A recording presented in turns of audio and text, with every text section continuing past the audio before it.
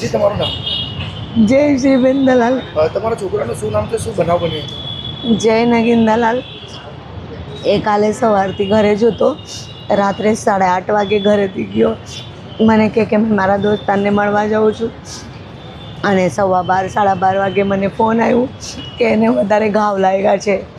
મેં પૂછ્યું કોને માર્યું છે? એમ કે ચકલી અને પંકજ પાટીલ 3-4 લોકો હતા. એમના સાથે 7-8 લોકો તીક્ષ્ણ હથિયાર લઈને આવેલા. એ ગાડી પર બેસેલો હતો. એને ખેંચીને માર્યો.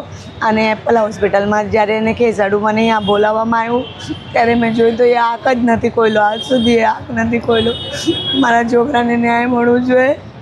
અંદાજે કેટલા લોકો હતા અને શું કામ માર્યું? 14-15 લોકો હતા.